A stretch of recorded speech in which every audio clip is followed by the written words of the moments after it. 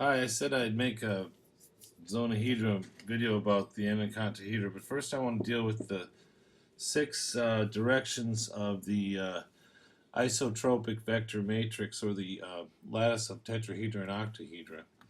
I find this rather intriguing. It's going to have some challenging issues that I boggled me for a while. Okay, so first we start with a point, which is the 1, and then we go one straight out.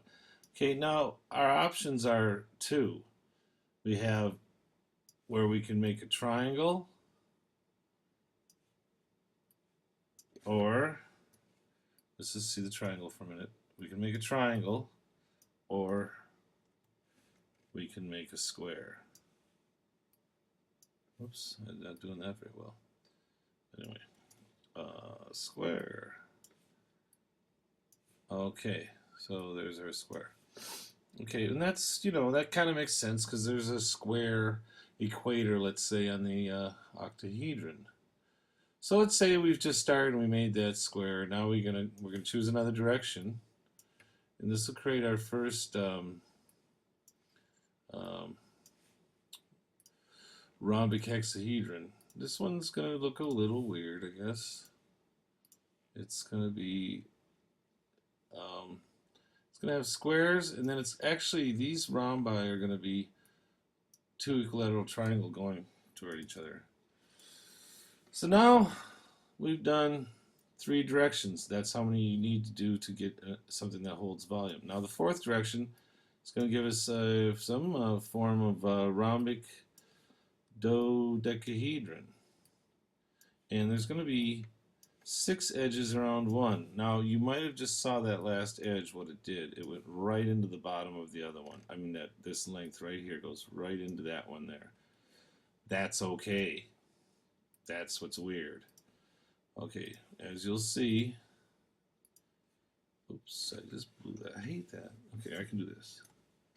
I gotta just hit that one, and I got that. Okay, now I'm gonna finish this up. Okay, now we know that any rhombic dodecahedron made in this process is going to have 4 cells. No, we have what looks like only 3. If you look at this plane, you can see 3 things enclosing volume. And it's interesting. Okay, 2 of them have 4 rhombs that are 2 equilateral triangles, and the other 2 sides are square. And then the other one, this other rhombohedra, has just 6 identical rhombs that are made of 2 equilateral triangles. I guess you can call it a 60, 120, 120, 60 rhomb if you want, if you will. So I'm going to isolate that for a minute, and I'm going to show you that what looks like a hexagon with spokes, which it is actually a hexahedron of 0 volume. Therefore, there are 6. I mean, 6. There are 4 rhombic hexahedral cells in the rhombic dodecahedron that I just made. It just doesn't seem like it. Now I'm getting jittery and I can't seem to even make the simplest thing, which is par for the course when I make these videos unscripted and spontaneous, going off knowledge that I probably haven't dealt with in 2 years. Okay, so now looky here. We have this.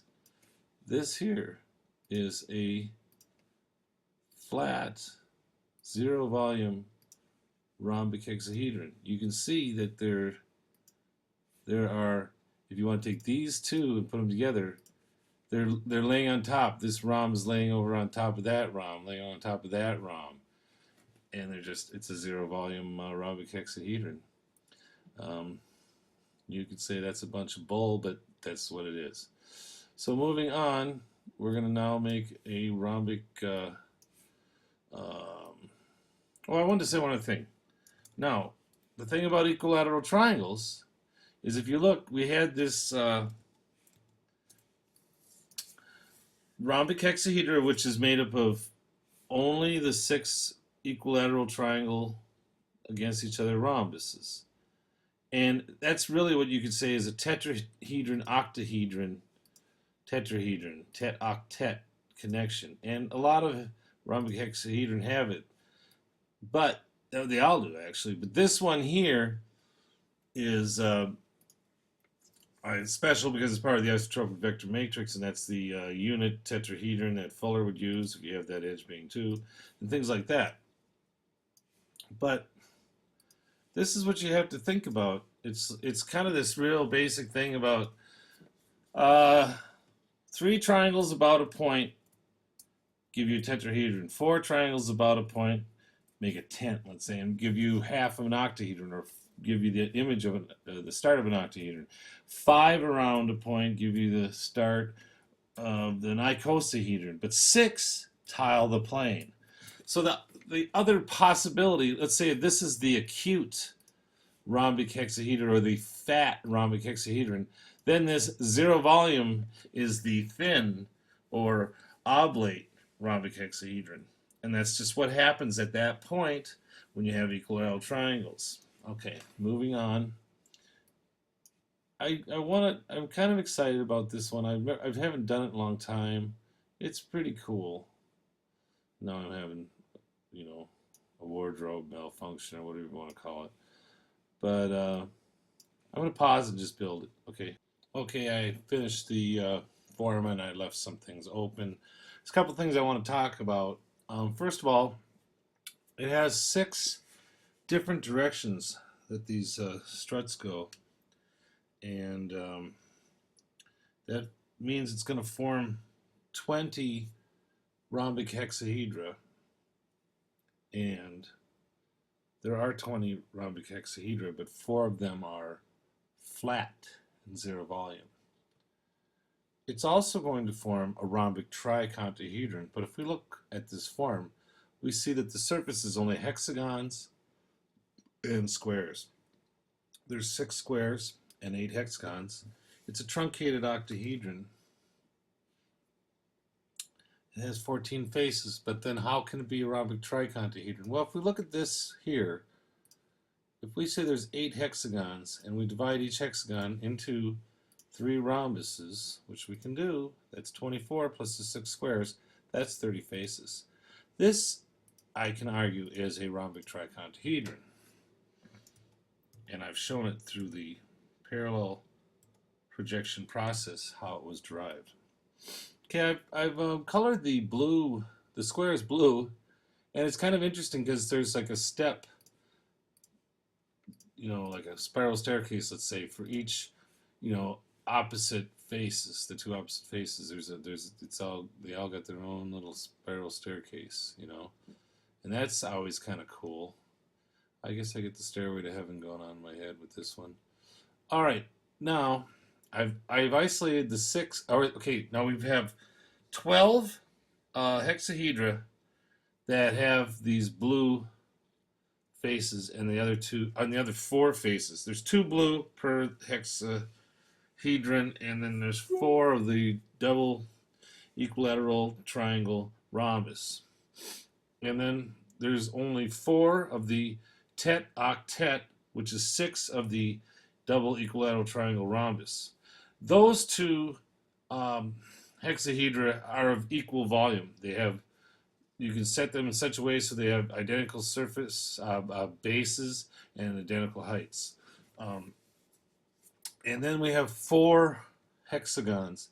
And then there's actually like a staircasing going on with the hexagons, because you have like this level and then that level like that. So I got one on this, going on this direction, and I got one here, and there's one, it's in here, there it is. Oops. It's this guy here.